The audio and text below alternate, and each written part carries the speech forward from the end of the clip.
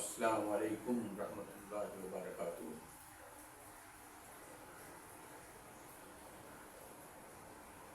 नहमदुहू व नसल्ली अला रसूलिहिल करीम, अम्मा बाद। अऊज़ु बिल्लाहि मिनश शैतानिर रजीम। बिस्मिल्लाहिर रहमानिर रहीम। रब्बि इश्रह ली सदरी वयस्सिर ली अमरी। अल्लाहुम्मा सल्लि अला मुहम्मदिन सल्लल्लाहु अलैहि वसल्लम। भाई আমরা দুরূদ শরীফ পড়ি। अल्लाहुम्मा सल्लि अला सय्यिदिना नबियना व हबीबना व शफीअना मौलाना मुहम्मद व अला आलिहि व सहाबिहि व बारिक वसल्लिम।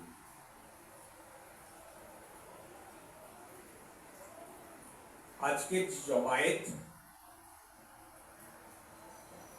এই জমায়েতের সাথে আল্লাহর ওয়াদা আছে।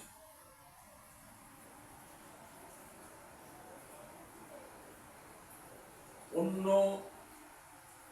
বহু জমায়েত আমরা দেখেছি, আপনারাও দেখেছেন, কিন্তু কোন জমায়েতের সাথে আল্লাহর কোনো ওয়াদা নেই।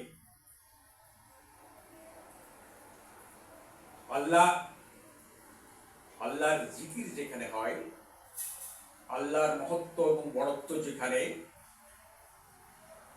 প্রচার এবং প্রকাশ করা হয়, আলোচনা করা হয়, সেখানে আল্লাহ তাআলার ওয়াদা যে জমায়েতে যত মানুষ থাকবে সবের পিছনের গুনাহ মাফ করে দিয়ে আল্লাহ তাআলা নেকিতে ভরে দিবেন। আমরা বলি আলহামদুলিল্লাহ। তাই আজকে এই যে জমায়েত এবং জিকিরের যে মজলিস, এই মজলিস যারা আয়োজন করেছেন তারাকে আমি আমার অন্তরের অন্তঃস্থল থেকে ধন্যবাদ জানাই। কারণ আল্লাহ তাআলা এই জিকিরের মজলিস যেখানে হবে সেখানে অগণিত ফেরেশতাকে পাঠিয়েছেন। তারা ঘুরতে ঘুরতে বহু জায়গায় ঘোরার পর যখন সেই মজলিসের সামনে এসে হাজির হয়, তারাও সেই মজলিসে অংশগ্রহণ করে এবং ফিরে যে আল্লাহ তাআলাকে বলেন, এই আল্লাহ, অমুক জায়গায় অমুক স্থানে আপনার গুণকীর্তন হচ্ছে। আল্লাহ সব জানেন, সর্বজ্ঞ, তবু আল্লাহ তাআলা জিজ্ঞাসা করেন ফেরেশতাদের, তাদের ওই মজলিস করার উদ্দেশ্যটা কি, তারা কি চায়? ফেরেশতারা বলেন, আল্লাহ, তারা আল্লাহ আপনার কাছ থেকে পানাহ চায়। যদি তাদের কোনো গুনাহ হয়ে থাকে তার থেকে তারা রেহাই চায়। আল্লাহ তাআলা খুশি হয়ে বলেন, এই ফেরেশতারা, তোমরা সাক্ষী থেকো, ওইখানে যে জমায়েত, যে যে সেখানে অংশগ্রহণ করছে সকলে আমি পিছনের গুনাহ সব মাফ করে দিয়ে তাদের সেগুলো নেকিতে আমি পরিবর্তিত করে দিলাম। আমরা আলহামদুলিল্লাহ বলি। আল্লাহ তাআলা বলছেন যে ওই জিকিরের মজলিস আমার সাত তবক আসমানের থেকে আমার ফেরেশতারা লক্ষ্য করে বলেন যে আল্লাহ তাআলা সেখানে যে জিকিরের মজলিস হয়েছে সেটাকে দেখে মনে হচ্ছে যেন আকাশের নক্ষত্র।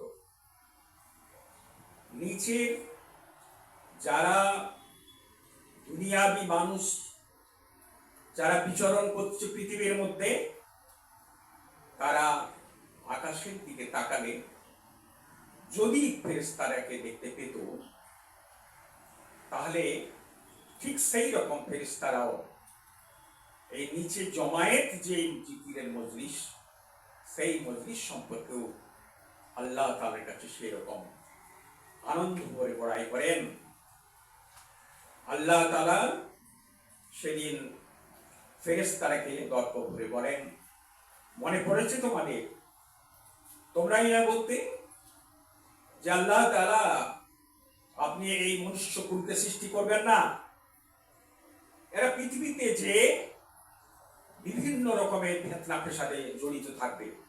আমরা তো আপনার ইবাদত করছি, আমরা তো প্রত্যেকটা জিনিসের মধ্যে সিজদায়, দণ্ডায়মান অবস্থায়, রুকুতে, প্রতিটা আর কানের মধ্যে আল্লাহ আপনার ইবাদত, আপনার জিকির তো আমরা করছি।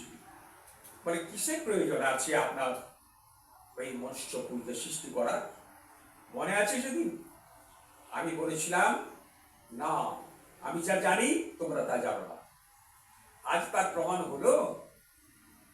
দেখো আমার সেই মানবকুল, সেই মানুষ আজ বিভিন্ন রকম কাজ কর্মের মধ্যে লিপ্ত থেকে সংসারের সম্পূর্ণ কাজকর্ম নিবারণ করে সামান্য অংশটুকু যেটি পায় সেটি আমার ইবাদত করে, আমাকে তারা ভুলে যায় না।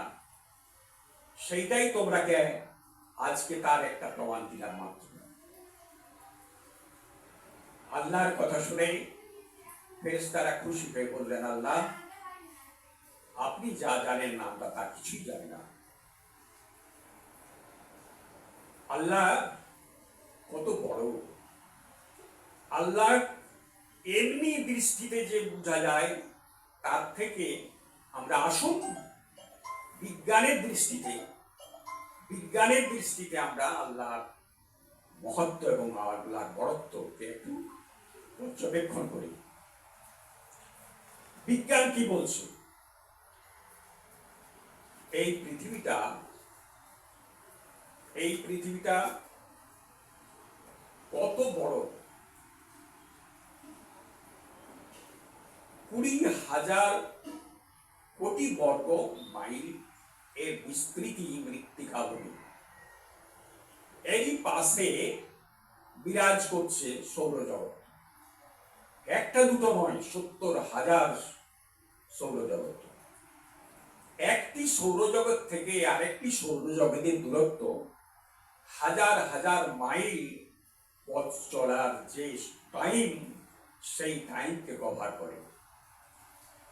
একটি সৌরজগতের সাথে আরেকটি সৌরজগতের তার জন্য কোনো সংঘাত হয় না, কারণ এর দূরত্ব এতই বড়। আবার এই সৌরজগতের সামনে যা বিরাজ হচ্ছে সেটি হচ্ছে গ্যালাক্সি। 15,000 গ্যালাক্সি আছে এই সৌরজগৎকে ঘিরে। সেই 15,000 গ্যালাক্সি, এক একটি গ্যালাক্সির দূরত্ব আরেকটা থেকে ওই কোটি কোটি মাইল দূরে, যাতে তার মধ্যে একটা গ্যালাক্সির সাথে অন্য একটা গ্যালাক্সির কোনো সংঘাত না হয়। আমরা একটু মনের কোঠায় এক চিত্র অঙ্কন করে আমরা সেটা উপলব্ধি করি। এই রকম গ্যালাক্সি 15,000 গ্যালাক্সি বিরাজ করছে। এই গ্যালাক্সির পর ঊর্ধ্বমুখে অবস্থান করছে মহাশূন্য, এবং মহাশূন্যের আবার হাজার হাজার মাইল দূরত্বে বসবাস যে স্থান, সেটি হলো মহাশূন্যের পর মহাকাশ। এই মহাকাশের বিস্তৃতি আমরা উপলব্ধি করি। এই মহাকাশে আবার হাজার হাজার মাইল দূরে অবস্থান করছে সিদরাতুল মুনতাহা। এই সিদরাতুল মুনতাহা আল্লাহর 7 তবক আসমান এবং জমিনের মধ্যস্থ, এবং এরপর আর দোজখ এবং বেহেশত। এই দোজখ বেহেশত লক্ষ লক্ষ মাইল, করোড় করোড় মাইল ধরে বিরাজ করছে, এবং তার উপরে আল্লাহর লৌহে মাহফুজ, তার হাজার হাজার মাইল দূরে বিরাজ করছে আমার আল্লাহ তাআলার আরশ। এই আরশকে ধরে দাঁড়িয়ে আছেন 8 জন বিশালকায় ফেরেশতা। সেই 8 জন ফেরেশতা এই আল্লাহর আরশের 8টা খুঁটি ধরে বিনিদ্র রজনী এবং তন্দ্রাহীন অবস্থায় দাঁড়িয়ে আছেন লক্ষ লক্ষ কোটি কোটি বৎসর ধরে। আর সেই ফেরেশতাদের সম্পর্কে একটু আভাস দেওয়া যাক যে তাদের বিশালকায় দেহ এবং তাদের শক্তি কতটা, যে আল্লাহর এই আরশকে, আল্লাহর আরশের 8টি খুঁটি 8 জন ফেরেশতা নিয়ে দণ্ডায়মান আছেন। তার মধ্যে প্রথম যিনি, তার নাম হচ্ছেন জিবরাইল আলাইহিস সালাম। এই জিবরাইল আলাইহিস সালাম কত বড়, একটু আমরা মনের কোঠায় তার ছবিটা অঙ্কন করি। একদিন আমার হুজুরে করিম সাল্লাল্লাহু আলাইহি ওয়াসাল্লাম হাসতে হাসতে জিবরাইল আলাইহিস সালামকে বললেন, এই জিবরাইল আলাইহিস সালাম, আপনি তো আমার কাছে যতবার ওহী নিয়ে আসেন মানুষের বেশ ধরে, আমি আপনার আসল বেশ, আসল যে দেহ, আসল যে রূপ, সেটা আমি অবলোকন করতে চাই। আপনি একবার আমাকে আপনার আসল রূপটা দেখান। জিবরাইল আলাইহিস সালাম বললেন, ঠিক আছে, আমি এখনকার মতো যাচ্ছি। তাহলে উনি চলে গেলেন। যে সপ্তম আকাশ থেকে পূর্ব আকাশে তার একটি ডানা উপর থেকে নিচে পর্যন্ত বিস্তৃত করলেন। পুরো পূর্ব আকাশ অন্ধকারময় হয়ে গেল। আবার ক্ষণিকের মধ্যে তিনি ওইটা উঠিয়ে নিলেন এবং হুজুরে করিম সাল্লাল্লাহু আলাইহি সাল্লামের কাছে এসে হাজির হলেন। হুজুর সাল্লাল্লাহু আলাইহি সাল্লাম বললেন, কই, আপনি যে বললেন যে আপনার আসল রূপটা দেখা দিবেন, আসল রূপে আপনি আমাকে একবার দেখা দিবেন, তো সে কি হলো? জিবরাইল আলাইহিস সালাম বললেন, আপনি খুব আকাশের দিকে দেখেছিলেন? না, হ্যাঁ দেখেছিলাম। কি দেখেছিলেন? না, আমি দেখলাম পূব আকাশে উপর থেকে নিচে পর্যন্ত একটা কিছুক্ষণের জন্য একটা আভরণ পড়ে গেল, তারপর সে আভরণটা সরে গেল। জিবরাইল আলাইহিস সালাম বললেন, এই আল্লাহর হাবিব, ওই যে আভরণটা ছিল সেটা আমার 599 খানা ডানার মধ্যে একটি ডানার বিস্তৃতি মাত্র। আশ্চর্য হয়ে হুজুর করিম সাল্লাল্লাহু আলাইহি সাল্লাম মুখপানে তাকিয়ে রাখলেন, তৈরি হইলেন জিবরাইল আলাইহিস সালামের দিকে। হ্যাঁ, আপনার একটি ডানার বিস্তৃতি পুরো পূর্ব আকাশ ঘিরে রইল? উনি বললেন, হ্যাঁ, এইরকম 599টি পাখনা ডানা আল্লাহ তাআলা আমাকে দিয়েছেন, ফলে আমার শরীরের মধ্যে এই ডানা বিরাজ করছে। ফলে আপনি অনুমান করুন আর 599টা ডানা আমি রাখবো কোথায়? হুজুরে করিম সাল্লাল্লাহু আলাইহি সাল্লাম বললেন, আর আপনাকে রাখার কোনো দরকার নাই। আপনার যে বিশাল দেহ, সে তার আকৃতির অনুমান আমি করেই নিয়েছি, ফলে আমাকে আর আপনার দেহের বিবৃতি দেওয়ার কোনো প্রয়োজন নাই। এরপর যে ফেরেশতা দ্বিতীয় খুঁটিটি ধরে আরশের দাঁড়িয়ে আছেন তিনি হচ্ছেন মিকাইল আলাইহিস সালাম। মিকাইল আলাইহিস সালাম তার দেহটা কত বড় সেটা একটু অনুমান করে দেওয়া যায়। আমরা দেখেছি সারা পৃথিবীর মধ্যে 7 সমুদ্র 13 নদী, তারপরেও আছে পুষ্কর, পুকুর পুষ্করণী, ডোব, খাল, জলাশয়, ঝর্ণা ইত্যাদি ইত্যাদি। পৃথিবীর যেখানে যেখানে যত জলাশয় এবং জলের সম্ভার আছে সেই সম্ভারটুকু যদি মিকাইল আলাইহিস সালামের মাথায় ঢেলে দেওয়া যায়, সেই জলরাশিটি তার কান পর্যন্ত আস্তে আস্তেই শুকিয়ে যাবে। সারা পৃথিবীর যত জলরাশি শুকিয়ে যাবে, কিন্তু সম্পূর্ণ দেহটা ভিজানো যাবে না। সেই মিকাইল আলাইহিস সালামের দেহ সূক্ষ্ম অবস্থায় থেকে যাবে। আমরা চিন্তা করি মিকাইল আলাইহিস সালামের দেহটা কত বড়, এবং তিনি যদি এত বড় হন তাহলে আমার আল্লাহর আরশ কত বড়। আর আল্লাহর আরশ যদি অনুমান করি তাহলে আমার আল্লাহ কত বড়। বিজ্ঞানের দৃষ্টিতে সেই আলোচনাই আমরা করতে বসেছি। এরপর যে ফেরেশতার কথা বলবো তিনি হলেন ইসরাফিল আলাইহিস সালাম।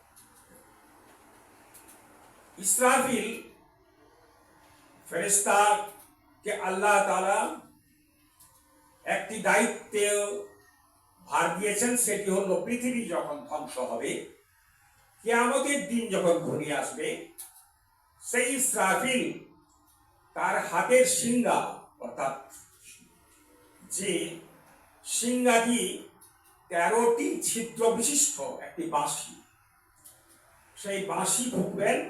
আর বাঁশির ফুঁকার সাথে সাথে সারা পৃথিবী, পাহাড় পর্বত যত কিছু আছে সব কিছু তুলার মতো উঠতে থাকবে, ধ্বংস হয়ে যাবে এই পৃথিবী। কেউ, জীব জন্তু, গাছপালা কোনো কিছু আর থাকবে না। মহাপ্রলয়ের দিন, সেই দিন এই ইসরাফিলের শিঙ্গা ফুঁকার সাথে সাথে সেই প্রলয়টা ঘটবে। সেই ইসরাফিল যে সিংহাটি নিয়ে দাঁড়িয়ে আছেন, সেই সিংহাটি 13টি ছিদ্র আছে। বাঁশিতে ছিদ্র থাকে না, সেই ছিদ্রের কথা বলছি। একটি ছিদ্রকে এই আমাদের সারা পৃথিবী একটা ছিদ্রের মধ্যে ঢুকে বেরিয়ে চলে যাবে।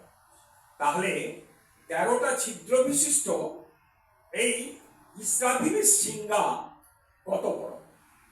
আর ইসরাফিলের সিংহা যদি এত বড় হয়, আমার ইসরাফিল ফেরেশতা কত বড়।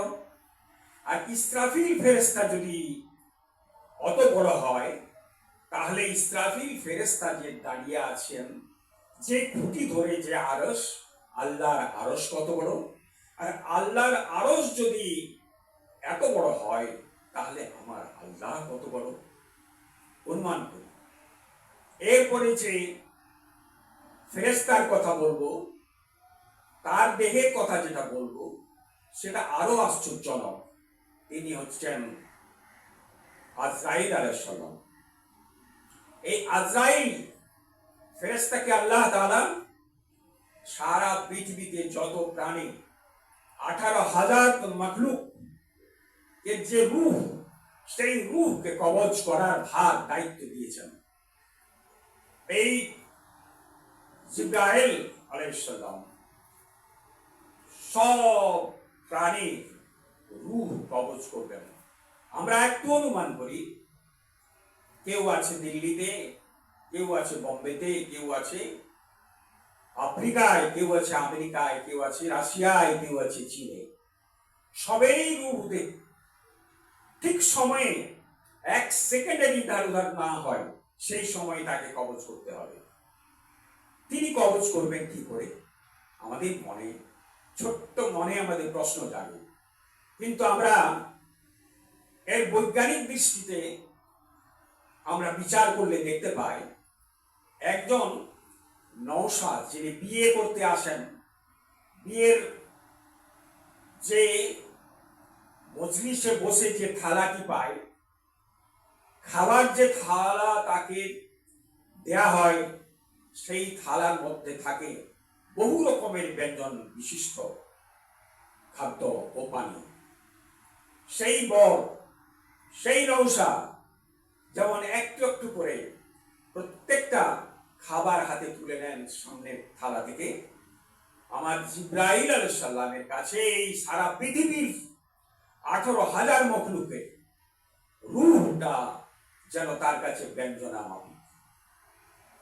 তো এই ব্যঞ্জন নওশাদ যেমন খেতে থাকে, কোনো কোনো সময় আবার কোনো খাদ্যটুকু যদি তার কাছে বেশি প্রিয় হয়, তাহলে সে এক হাতে সবটা ঘুরিয়ে যেমন মুখের মধ্যে ভরে নেয়, সেই রকম জিবরাইল আলাইহিস সালামও একই সময়ে, একই মিনিটে, একই ক্ষণে লক্ষ লক্ষ রূহকে কবজ করতে পারেন।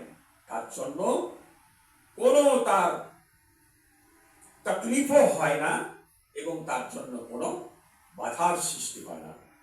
তাহলে আমরা অনুমান করি যে এই আজরাইলের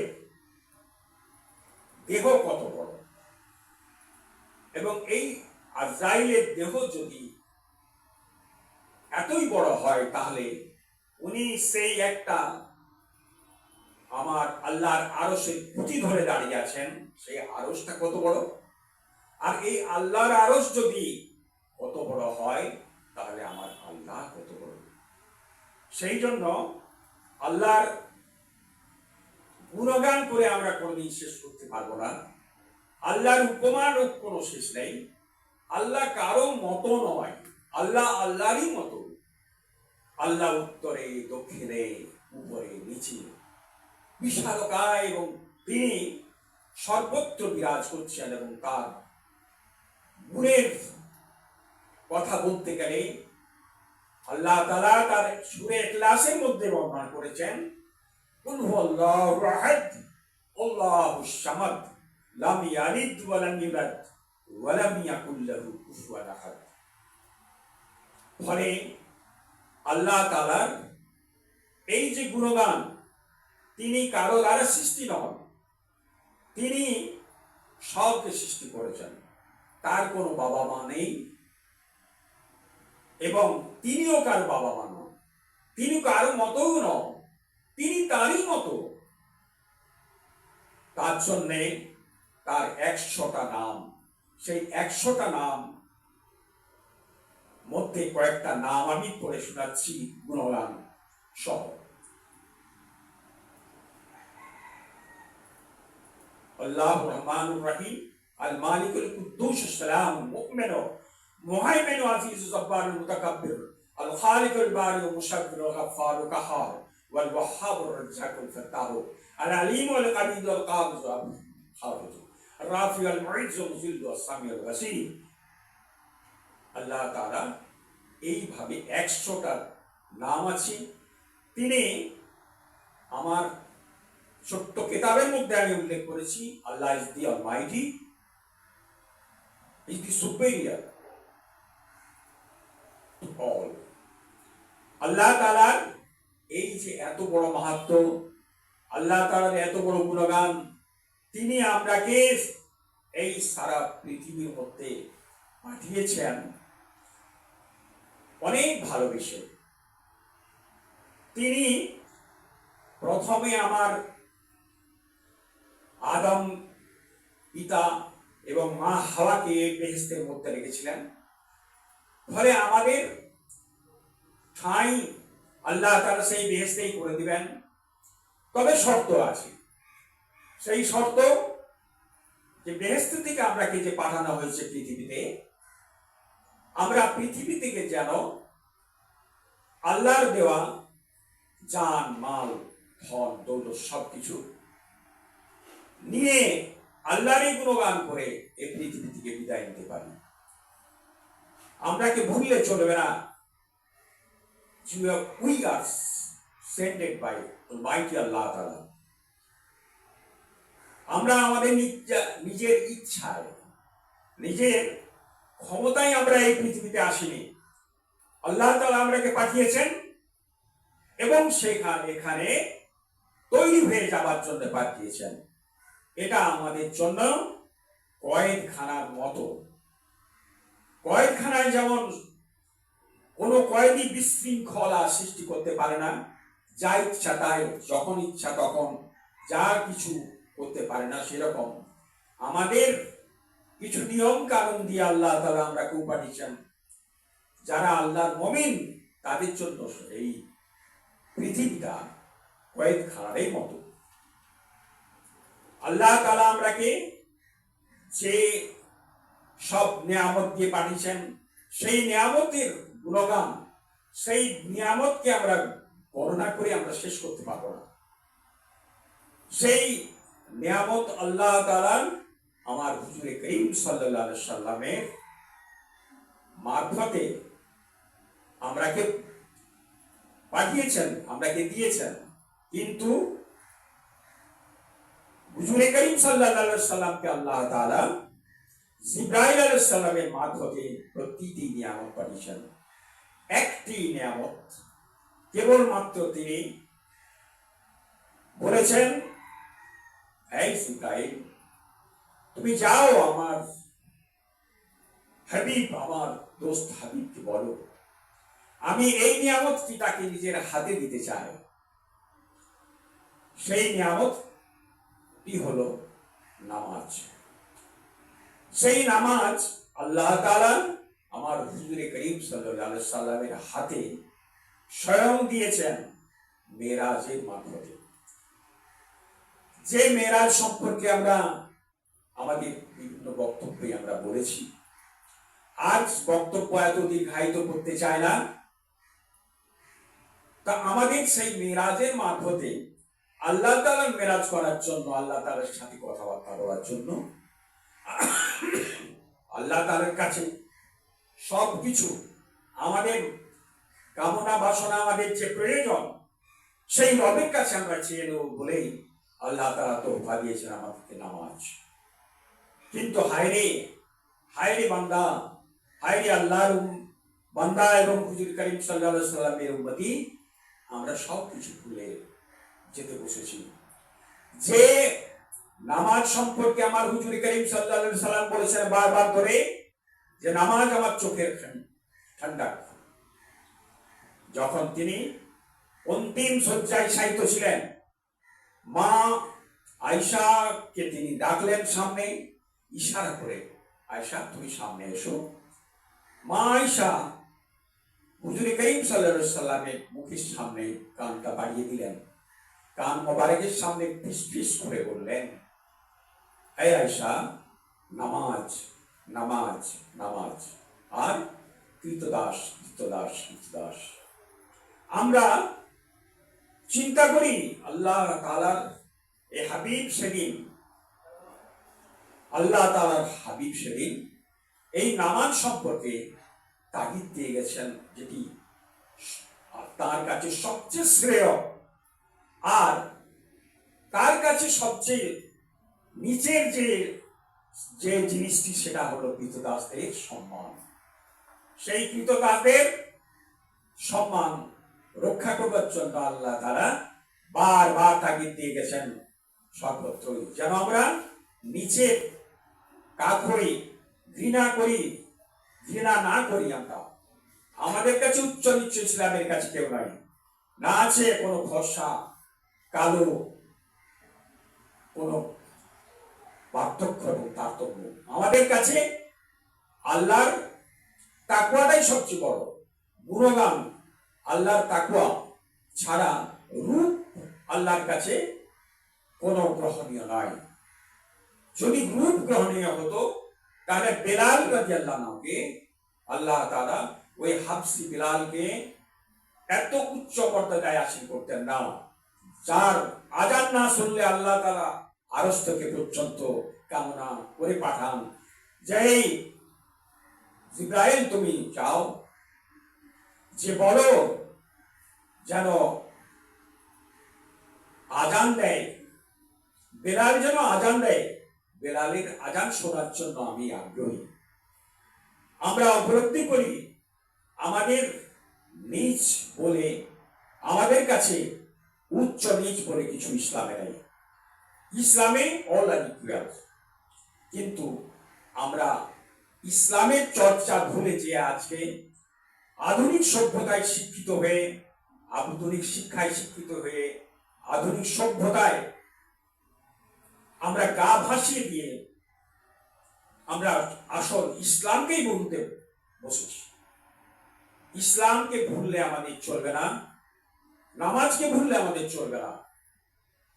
আজ আমাদের এই যে পরিণতি, আজকে সারা পৃথিবীর মধ্যে যে unrest, the cause of the unrest behind it, এটা বিরাজ করছে আমাদের মুসলমানদের নিজেদের কৃতকর্মের জন্য।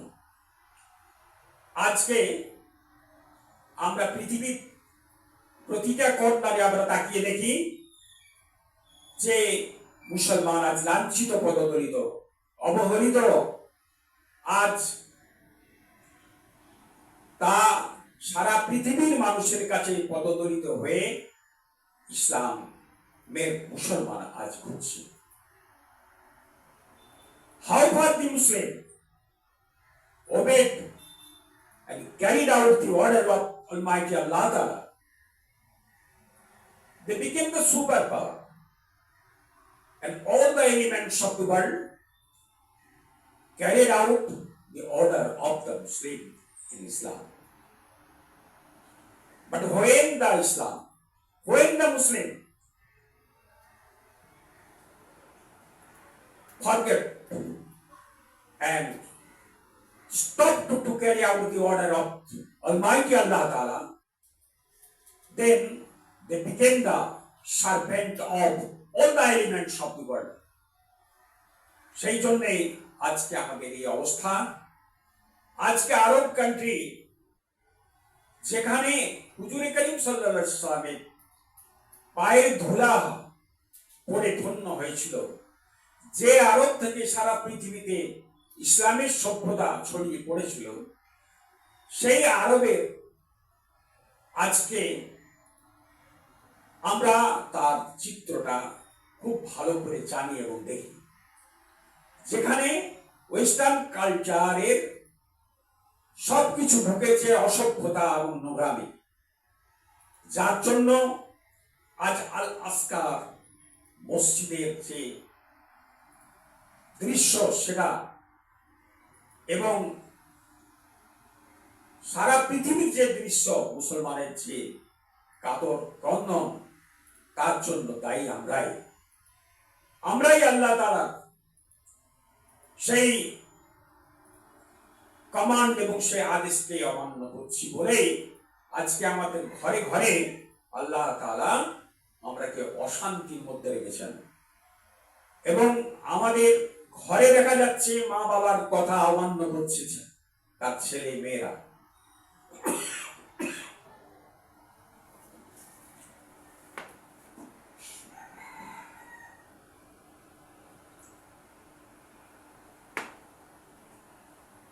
এই যে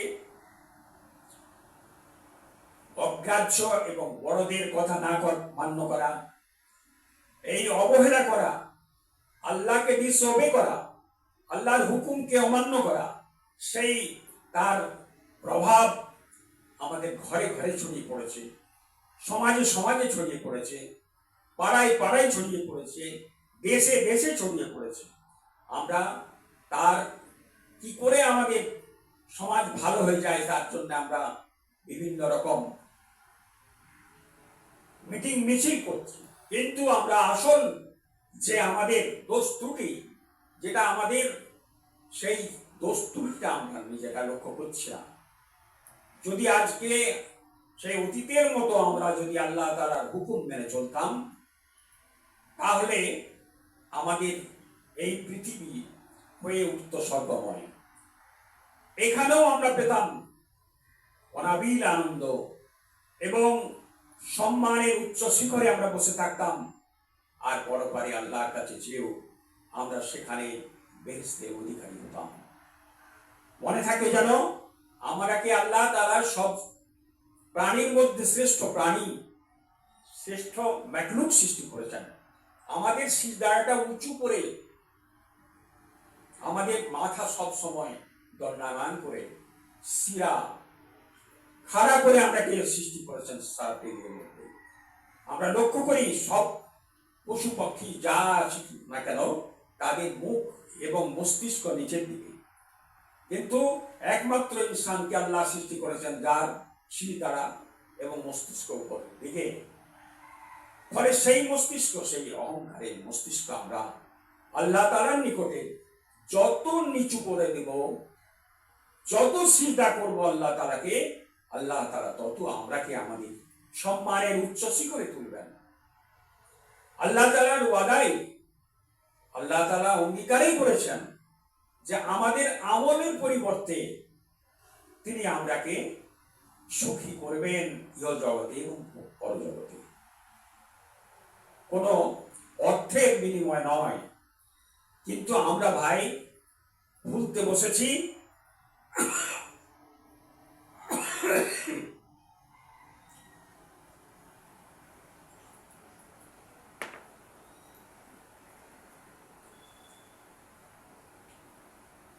এমন দিন ছিল যেদিন এই উম্মতির, যেদিন এই বান্দাদের কথায়, ইশারায় সারা পৃথিবীর প্রতিটি জিনিস, চাঁদ থেকে সূর্য থেকে আরম্ভ করে পাহাড় পর্বত নদী নালা সব এই বান্দার হুকুম মেনে চলেছিল, এই বান্দার ইশারাই চলেছিল। আজ আমরা অবলোকন করি, আজ আমরা চিন্তা করি, আজ আমরা কোথায় ছিলাম এবং কোথা থেকে এসেছি। হুজুরে করিম সাল্লাল্লাহু আলাইহি সাল্লামের আঙ্গুলের ইশারায় চাঁদ দ্বিখণ্ডিত হয়েছিল। আমরা জানি সেই চাঁদ যে দ্বিখণ্ড হলো, তারপর সেইটার প্রমাণ পাওয়ার জন্য যে চাঁদে আরোহণ করেছিল যে বিজ্ঞানীরা, সেই বিজ্ঞানীরা সেখানে যে সেইটা হাতে নোতে প্রমাণ পেলেন যে হ্যাঁ, এমন একটি ফাটল চাঁদের মধ্যে আছে যেটা মনে হচ্ছে কোনো বিশাল একটা আঘাত কিংবা কোনো অ্যাক্সিডেন্টের দ্বারা গঠিত হয়েছে। সেটা আর কিছু নয়, আমার হুজুর করিম সাল্লাল্লাহু আলাইহি সাল্লামের আঙ্গুলের ইশারা। সেই ইশারায় চাঁদ সেদিন দ্বিখণ্ডিত হয়েছিল। সেই ইশারায় চাঁদ দ্বিখণ্ডিত হয়েছিল বলেই সেই বৈজ্ঞানিকরা চাঁদ থেকে নেমে এসে নাসাতে ওই কোরআনের সাথে সামঞ্জস্য করে এর সত্যি প্রমাণ পেয়ে তাদের মধ্যে যে প্রথম শ্রেণীর এবং প্রথম 1 নম্বরের যিনি বৈজ্ঞানিক, তিনি ইসলাম ধর্ম গ্রহণ করলেন। এরপরে আমরা আসি সূর্যের দিকে। সূর্য আসরের টাইম হয়েছে, সূর্য তার আসর পেরিয়ে গেল, টাইম পেরিয়ে গেল। আমার আলী কারমুল্লাহ ওয়াজহুর নামাজ, আল্লাহর দাওয়াতের কাজ করতে করতে একটু সময় পেরিয়ে যায় এবং আসরের নামাজ কাজা হওয়ার উপক্রম হতে থাকে। আবার আলী কারমুল্লাহ ওয়াজহুর বললেন আল্লাহকে, আয় আল্লাহ, আপনার কাজ, আপনার দাওয়াতের কাজ করতে করতে আমার আসরের নামাজ কাজা হতে চলেছে, আপনি আমার আসরের নামাজ আমি পড়ব, আপনি আমার টাইম ঠিক করে দেন। আল্লাহ তাআলা সূর্যকে হুকুম দিলেন, সূর্য তৎক্ষণ আবার ঘুরে আসরের নামাজের সময় যেখানে অবস্থান করেছিল সেই অবস্থানে ফিরে এলো। আমার আলী কারমুল্লাহ ওয়াজহু তার পুরো সাহাবীরাকে নিয়ে সেদিন আবার আসরের নামাজ আদায় করার পর আল্লাহ তাআলা সূর্যকে বললেন, তুমি তোমার নিজস্ব অস্তমিত হও। তো অস্তমিত সূর্যকেও আল্লাহ তাআলা এই বান্দার জন্য বান্দার কথায়, বান্দার সাহায্যার্থে সেদিন সেই সূর্যকেও তার জায়গা থেকে নড়িয়ে দিয়েছিলেন। এরপর আসি আমরা বাতাস। এই বাতাস তার ক্ষমতা, যে প্রবল ক্ষমতা, সেটা আমরা জানি। একবার হযরত ওমর ফারুক রাদিয়াল্লাহু আনহু মসজিদ নববীতে তিনি খুতবা দিচ্ছেন। খুতবা দিতে দিতে হঠাৎ বলে উঠলেন, ইয়া সারিয়া আল জাবাল, ইয়া সারিয়া আল জাবাল। সবাই অবাক হয়ে দেখলেন উমরুল মুমিনিন হঠাৎ কি হলো, কিসের জন্য তিনি বলে উঠলেন। আবার চুপ মেরে কিছুক্ষণ পরে খুতবা পড়াতে শুরু করলেন। বলা বাহুল্য, ইসলামের বিস্তার করার জন্য হযরত উমর ফারুক রাদিয়াল্লাহু আনহু সেদিন একটি দলকে পাঠিয়েছিলেন ইরাকের মধ্যে। তো ইরাকের যে জায়গা, পাহাড়ি জায়গা, সেই পাহাড়ে পাদদেশে আল্লাহর দাওয়াতের কাজ চলছে। সেই সময় ইয়া সারিয়া, ওখানকার যিনি দায়িত্বে ছিলেন, যিনি আমিরে জামাত, তিনি হঠাৎ কানে শুনতে পেলেন এই সুদূর আরবের মদিনা থেকে কি আওয়াজ যেন ভেসে আসছে তার কাছে, এবং সে আওয়াজটা উমরুল মুমিনিনের আওয়াজ। তিনি শুনতে পেয়ে তাকিয়ে দেখলেন, ইয়া সারিয়া আল জাবাল, ইয়া সারিয়া আল জাবাল, জাবালের দিকে তাকিয়ে দেখো সারিয়া। সারিয়া তখন তাকিয়ে দেখলেন যে শত্রু সেনারা আক্রমণ করার জন্য এগিয়ে আসছে। তখন সবকে হুঁশিয়ার করে তার প্রিকশনারি নিয়ে তাদের সাথে লড়াই করে তারাকে পরাভূত করলেন। আল্লাহ তাআলার আশ্চর্য ক্যারিশমা, সেদিন আল্লাহ তাআলা এমন ক্ষমতা দিয়েছিলেন তার বান্দারাকে যে সেই উমর ফারুক রাদিয়াল্লাহু আনহু তাআলা যে ডাক, সাবধান বাণী, ইয়া সারিয়াল জাবাল, সেটা সুদূর ইরাকের সারিয়ার কানে পৌঁছে দিলেন এবং সেখানে তারা সাবধান হয়ে গেল। এরপরে আমরা একটু তাকিয়ে দেখি আকাশের দিকে। আকাশ পানি বর্ষণ করছে, প্রবল বৃষ্টি।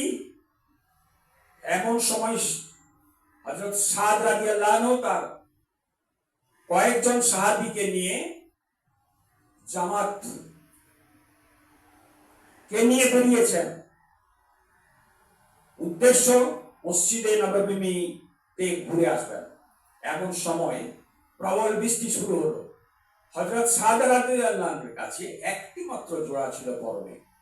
তিনি আল্লাহর কাছে বললেন, এই আল্লাহ, আমার আর কোনো পরার কোনো কাপড় নেই, কোনো জোড়া নেই, ফলে ভিজে গেলে আমি কি পরব?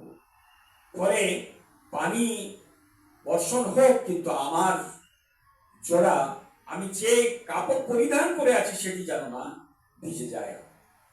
হলো তাই। হযরত সাদ রাদিয়াল্লাহু আনহুর কাপড় ভিজল না। মসজিদে নববীতে এসে হাজির হলেন। হুজুরে করিম সাল্লাল্লাহু আলাইহি ওয়াসাল্লাম বললেন, এই সাদ, তুমি কোন জামাতের মধ্যে? উনি বললেন, ইয়া আল্লাহর রাসূল, এই যে জামাতটি এখন এলো, এই জামাতে। বলে, এখানে তো সবাই ভিজে গেছে, তুমি কি করে শুকনা অবস্থায় আছো? তখন তিনি কারগুজারি করে বললেন যে আল্লাহ তাআলা কাছে আমি আমার আবেদন করেছিলাম যখন আমার শরীর না ভিজে, আমার কাপড় না ভিজে। নবী করিম সাল্লাল্লাহু আলাইহি ওয়াসাল্লাম মুচকি হেসে বললেন, আলহামদুলিল্লাহ, ঠিক আছে, এই হলো আকাশকে পর্যন্ত, আকাশ সেদিন আল্লাহর বান্দার হুকুম, আল্লাহর বান্দার আবদার মেনে চলেছে। এরপর আসি সমুদ্রের দিকে। এই সমুদ্র যে পাহাড় পাহাড়ের মতো, পর্বতের মতো ঢেউ তুলে গর্জন করতে থাকে, সেই সমুদ্রের কাছে দাঁড়িয়ে একটি জামাত বলল, হে আল্লাহ তাআলা, আমরা কে তো ওই পারে যেতেই হবে আপনার কাজের জন্য, আপনার দাওয়াতের কাজের জন্য। ফলে এই 10,000 সৈন্যের যে ঘরসওয়ার আছে, এদেরকে পার করব, আপনি হুকুম দেন। আল্লাহ তাআলার ইঙ্গিতে সেই দিন সেই এত বড় 10,000 সৈনিকের, অশ্বারোহী সৈনিকের দল সমুদ্রকে আহ্বান করে বলল, এই সমুদ্র, তুমি তো আল্লাহর মখলুক ছাড়া কিছু নয়, আমরা আল্লাহর কাজের জন্য বেরিয়েছি, আমাদের ঘোড়ার খুর যেন না জলসুপ্ত হয়, তার জন্য তোমাকে সাবধান করে দিলাম, তোমার উপরে, তোমার ছাতির উপর দিয়ে আমাদের রাস্তা তৈরি করে দাও, আমরা ঘরসওয়ার হয়ে এই 10,000 সৈন্য ওপারে যে আমরা আল্লাহর কাজ করি। সেদিন হয়েছিল তাই, একটি ঘোড়ার খুব পর্যন্ত জলসিক্ত হয়নি। আমরা দেখি যে আল্লাহ তাআলা কেমন তার ওয়াদা যেমন করেছেন বান্দার কাছে, সেই ওয়াদা তিনি পূরণ করছেন, এবং সেই বান্দা তার রবের কাছে যে যতটুকু প্রয়োজন, যা চেয়েছেন সেই তা পেয়েছেন। মরুভূমি পেরিয়ে যে আফ্রিকার জঙ্গলের সামনে এইরকম এক জামাত, জঙ্গল পেরিয়ে আবার আল্লাহর দাওয়াতের কাজ করবে বলে সেদিন সেখানে যে হাজির, কিন্তু আফ্রিকার জঙ্গল তো হিংস্র প্রাণীতে পরিপূর্ণ, বাঘ, নেকড়ে, সিংহ, হাতি, বিভিন্ন রকমের পশু। তারাকে উদ্দেশ্য করে জামাতের ইমাম সাহেব বললেন, তোমরা এই কিছুদিনের জন্য এই জঙ্গলকে খালি করে দাও, আমরা এখানে থাকব, এবং সাথে সাথে সামনের যে জনবস্তি সেখানে আমরা আল্লাহর কাজ করব। আশ্চর্য, প্রতিটা এই জন্তু, হিংস্র জন্তু তার সদ্যজাত শিশুরাকে মুখে করে নিয়ে সেদিন জঙ্গল খালি করে চলে গেছিল। আমরা আশ্চর্য হয়ে যায় যে এইভাবে চাঁদ, সূর্য, আকাশ বাকাশ সব, প্রতিটা আল্লাহ তাআলার অর্গেন্স অফ দ্য ওয়ার্ল্ড, সব কিছুই আল্লাহর কথা মেনে চলেছেন এবং বান্দাদের আবদার মেনে চলেছে। এই বান্দারা আজকে কি অবস্থায় এসে হাজির হয়েছে, যে আজকে সারা পৃথিবীর সবের কাছ থেকে বঞ্চনা, ঘৃণা এবং ভিখারির লাইনে দাঁড়াতে হয়েছে তারাকে। সেই জন্য আমরা চিন্তা করি যে আমাদের আল্লাহ তাআলা যে রাস্তা দুটি দিয়েছেন, একটি হচ্ছে রাহমানিয়া, একটি হচ্ছে শয়তানিয়া, একটি হচ্ছে মনচাহি জিন্দেগির রাস্তা, আর একটি হচ্ছে রবচাহি জিন্দেগির রাস্তা। এই রবচাহি জিন্দেগির রাস্তাকে যদি আমরা অবলম্বন করে চলি, তাহলে সারা পৃথিবী আমাদের প্রধানত হবে যেমন অতীতে হয়েছিল। আর যদি আমরা মনচাহি জিন্দেগি রাস্তা অবলম্বন করি, তাহলে আমাদের ইহজগতে, এই পৃথিবীতেও আমাদের অবমাননা এবং লাঞ্ছনা শেষ নেই, থাকবে না। আর সেই পরপারে তো তার প্রবল যে পরাক্রমের যে আঘাত, দোজখে আমাকে যেতেই হবে। তার জন্য আমরা হুঁশিয়ার হয়ে যাই, আমরা কি করব? আমরা এই দুটো রাস্তার মধ্যে কোন রাস্তাটা আমরা অবলম্বন করব? We should decide firstly whatever the রহমানিয়া অ্যান্ড শয়তানিয়া, কোন রাস্তা অবলম্বন করা আমাদের পক্ষে উচিত। তাই আজকে আমরাকে চিন্তা করার দিন এসছে। চিন্তা করে আমরা চলি, আমাদেরকে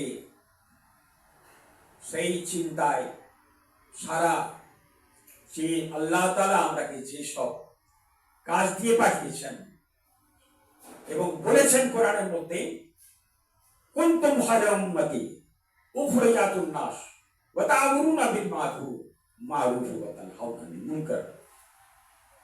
সেই কাজ আমরা করে চলবি, কারণ আমাদের হুজুর করিম সাল্লাল্লাহু আলাইহি সাল্লামের পর আর কোন নবী আসবেন না। সেই উনার যে কাজ, সেই কাজ তার দায়িত্ব আমাকে দিয়েছেন এই উম্মতেরাকে। সেই জন্য এই উম্মতিদের মর্তবা, এই উম্মতিদের আজ সম্মান আল্লাহর কাছে খায়রা উম্মতি বলে অভিহিত। আজকে আমরা এই কাজ যে পর্যায়ে থাকি না কেন, যে জগতে থাকি না কেন, এই দাওয়াতের কাজকে নিয়ে আমরা আমাদের দেশ দেশান্তরে বিভিন্ন জায়গায় আমাদের ভাইরাকে আগুনের হাত থেকে বাঁচাবার জন্য, দোজখের আগুনের থেকে বাঁচানোর জন্য আমরা যেন এগিয়ে চলি। ওমা আলাইনা ইল্লাল বালাগ। আসসালামু আলাইকুম ওয়া রাহমাতুল্লাহি ওয়া বারাকাতুহু।